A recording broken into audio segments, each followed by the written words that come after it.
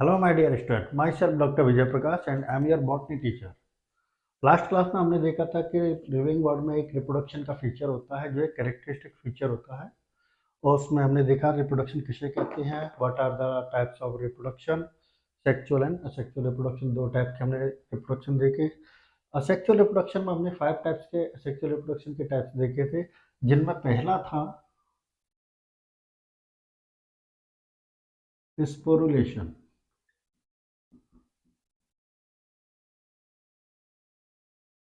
Sporulation होता है spore का फॉर्मेशन।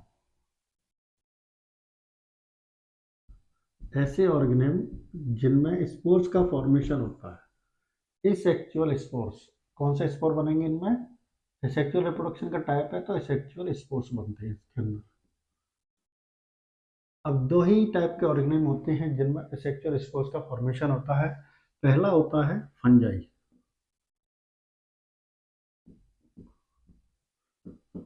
फंजाई के अंदर आपकी एनसीईआरटी में 3 टाइप के एसेक्सुअल स्पोर्स के नाम दिए गए हैं, जिनमें पहला आता है कॉनिडिया, जो कि मेन एसेक्सुअल स्पोर होता है फंगस के अंदर। दूसरा है जूस्पोर्स और तीसरा है क्लेमाइडोस्पोर।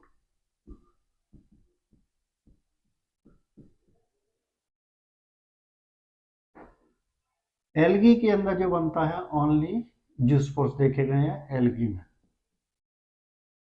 एल्गी के अंदर जो सेक्सुअल स्पोर बनता है वो है जूस्पोर्स। आपकी बुक में तो केवल इतना ही है कि एल्गी और फंजाई मल्टीप्लाई करते हैं, algae and fungi, fungi and algae multiply and spread by the formation of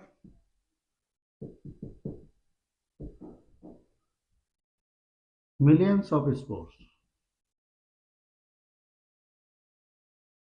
यानी कि फंजाई और एल्गी में जो मल्टीप्लिकेशन होता है वो स्पोर फॉर्मेशन के थ्रू, और मिलियंस ऑफ स्पोर का फॉर्मेशन होता है जो एल्गी और फंजाई को स्प्रेड करने में हेल्प करते हैं। अब इनमें फंजाई में जो बनने वाले स्पोर्स है कोनिडिया, ड्यूस्पोर, क्लेमाइडोस्पोर, इनके बारे में थोड़ा थोड़ा मैं इंट्रोडक्शन दूंगा, क्योंकि इनकी ज़्यादा डिटेल तो आपका फंगस वाले चैप्टर में है जो बायोलॉजिकल क्लासिफिकेशन में है, और एल्गी के ड्यूस्पोर्स के बारे में आपको प्लांट किंगडम के अंदर है एल्गी वाला चैप्टर टॉपिक, तो उसमें आप डिटेल से पढ़ोगे। तो मैं आपको पहले एक एक करके आपको सभी स्पोर्ट्स के बारे में बता देता हूँ, थोड़ा इंट्रोडक्शन।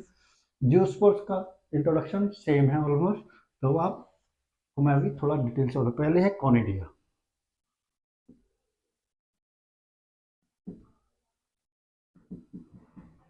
देखो कॉनिडिया जो होते हैं ये कॉनिडिया फॉर्म में बनते हैं, फॉर्म इन कॉनिडियोफोर। कॉनिडियोफोर्स क्या होते हैं? जो एल्गी फंजाई होती है, फंजाई का जो माइसिलियम होता है वो फाइबर्स का बना है, वो उनके फाइबर को हम थ्रेड लाइक जो स्ट्रक्चर होते हैं माइसिलियम की, उनको हाइफा कहते हैं। उन्हीं हाइफा में बनते हैं कॉनिडियोफोर्स। कॉनिडियोफोर इस टाइप की स्ट्रक्चर होती है कॉनिडियोफोर।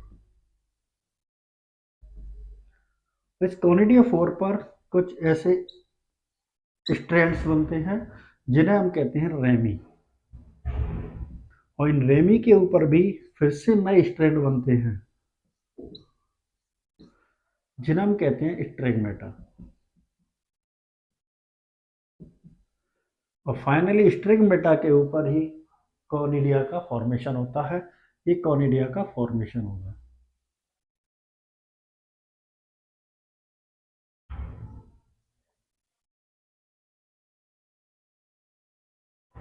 ये कहलाते हैं कॉनिडिया।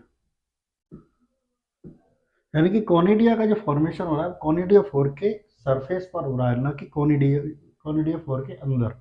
इसीलिए कॉनिडिया का जो ओरिजिन है वो होता है एक्सोजीनस ओरिजिन।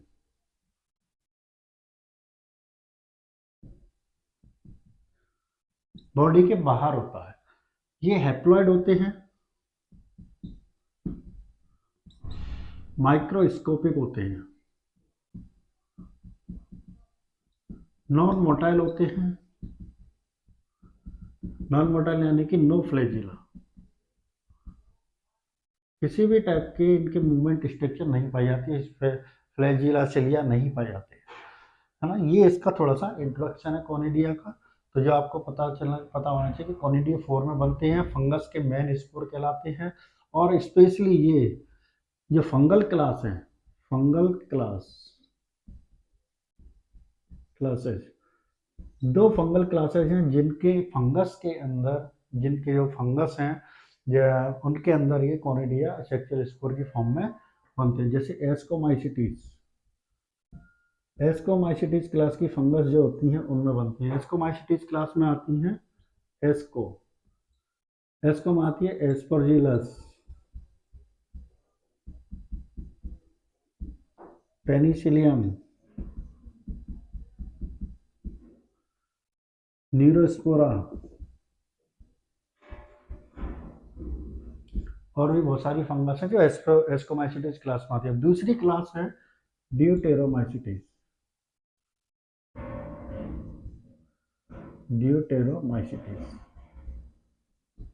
ड्यूटेरोमाइसिटीज क्लास की मेन फंगस होती है फ्यूजेरियम कोलेटोट्राइकम।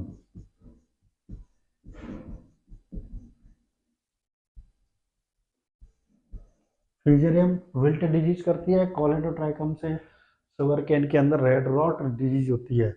एस्परजिलस भी ऐसे ही, ये सारी सभी डिजीज प्रोड्यूस नहीं करती। एस्परजिलस से तो अपने को एस्परजिलस नाइजर एक फंगस होती है, उससे हमें सिट्रिक एसिड का प्रोडक्शन किया जाता है। पेनिसिलियम से एंटीबायोटिक प्रोडक्शन की जाती है। न्यूरोस्पोरा जेनेटिक बायोकेमिकल रिसर्च में हम यूज करते हैं इसको, इसमें रिसर्च पर्पज से न्यूरोस्पोरा का यूज किया जाता है। तो ये थोड़ा कॉनिडिया के बारे में इंट्रोडक्शन था। दूसरे हैं हमारे स्पोर जूस्पोर। पहले जूस्पोर से पहले मैं आपको क्लेमाइडोस्पोर के बारे में बताता हूँ। जो क्लेमाइडोस्पोर होते हैं वो फंगस के अंदर अनफेवरेबल कंडीशन में बनते हैं, यानी कि जब फंगस का ग्रोथ नहीं हो रहा है, अनफेवरेबल कंडीशन है, जो उसको कोई भी फेवरेबल कंडीशन नहीं मिलती है, न्यूट्रिएंट की कमी हो, स्पेस की कमी हो, या कोई अदर फैक्टर उसको अफेक्ट कर रहा हो, तो क्लेमाइडोस्पोर बनते हैं। क्लेमाइडोस्पोर्स, इसीलिए इनको हम रेस्टिंग स्पोर्स कहा जाता है। ये अनफेवरेबल कंडीशन में बनते हैं, formed during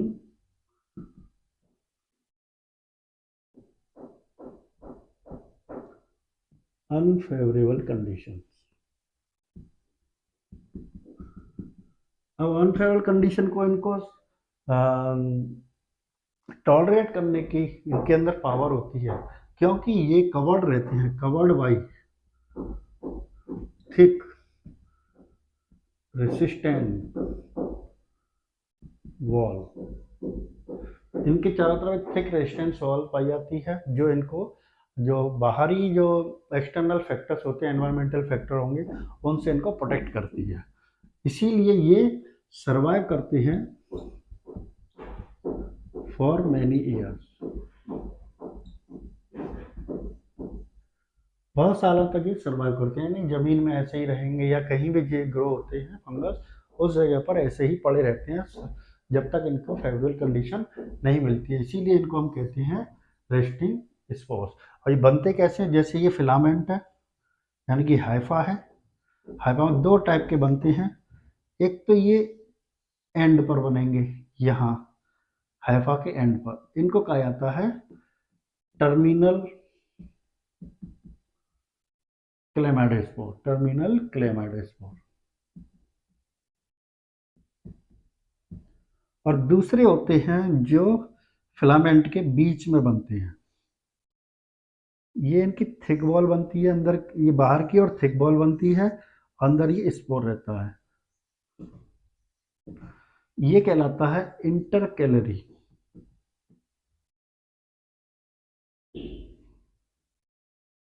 क्लेमाइडोस्पोर। और क्लेमाइडोस्पोर स्पेशली आपको देखने को मिलेंगे राइजोपस के अंदर। राइजोपस एक फंगस है जिसे ब्रेड मोल्ड भी कहते हैं। जो ब्रेड होती है ना, अपने घरों में खाते हैं, उसे अगर 2-3 दिनों तक रखा रहे वो ऐसे ही ब्रेड खुला हुआ, तो उस पर जो फंगस लगती है वो स्पेशली होती है राइजोपस। ब्रेड मोल्ड इसीलिए खाया जाता है इसको। तो इसको जो स्प्रेड होता है, इसमें जो मल्टीप्लिकेशन होता है वो सेक्सुअल स्पोर इसके लिए होते हैं क्लेमाइडोस्पोर। तीसरे आते हैं आपको जूस्पोर्स। अब जूस्पोर जो होते हैं वो एल्गी में भी बनते हैं और फंजाई में भी बनते हैं। फंजाई के अंदर आप देखोगे जूस्पोर्स।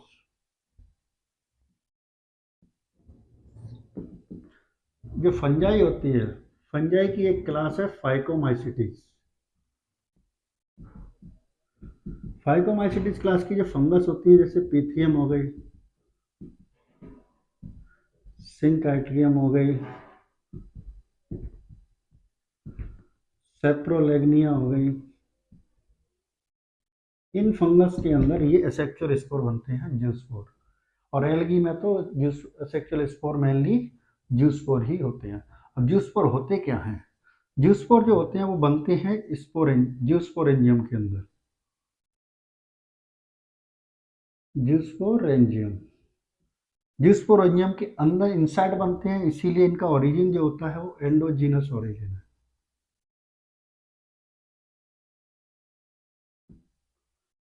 एंडोजीनस। अब बनते कैसे हैं? जैसे ये जूस्पोरेंजियम है,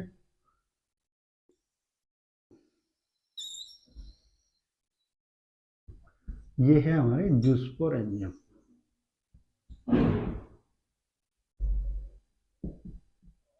जूस्पोरेंजियम के अंदर बनते हैं जूस्पोर्स।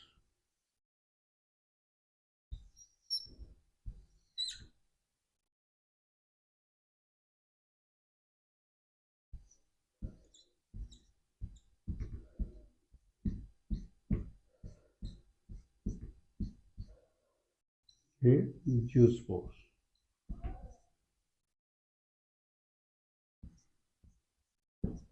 ये जूस्पोर्स बनते हैं।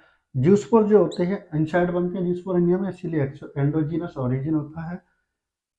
मोटाइल होते हैं, मोटाइल होते हैं क्योंकि फ्लैजिला प्रेजेंट होते हैं। Flagella present. और जो क्लेमाइडोमोनास एक फंगस है, क्लेमाइडोमोनास,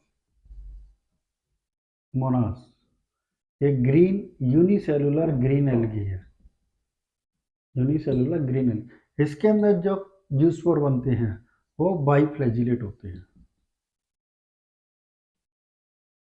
बाइफ्लैजिलेट और पियर शेप्ड होते हैं। Pear shaped. जूस्पोर जो होते हैं वो भी हैप्लॉइड होते हैं, माइक्रोस्कोपिक होते हैं और मोटाइल होते ही हैं। ये इसके बारे में हम बताइए।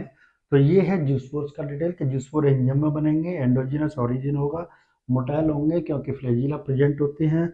और क्लेमाइडोमोनास के अंदर ये ग्रीन एल्गी है यूनिसेलुलर, जिसमें बाइफ्लैजिलेटेड जूस्पोर होते हैं, पियर शेप्ड होते हैं, हैप्लॉइड होंगे, माइक्रोस्कोपिक होते हैं। ये थोड़ा सा इसका डिटेल। अब देखिए कॉनिडिया और जूस्पोर के अंदर थोड़ा सा डिफरेंस है स्ट्रक्चर में, तो है ही डिफरेंस। कॉनिडिया और जूस्पोर दोनों में क्या डिफरेंस है? ये फंगस में बनता है स्पेशली, ओनली इन फंगस। ये फंजाई और एल्गी दोनों में बनता है। इसका ओरिजिन होता है एक्सोजीनस, कॉनिडिया का। जूस्पोर का होता है ओरिजिन एंडोजीनस। ओके, ये नॉन मोटाइल होते हैं, कॉनिडिया नॉन मोटाइल होते हैं। नॉन मोटाइल मतलब नो फ्लैजिला।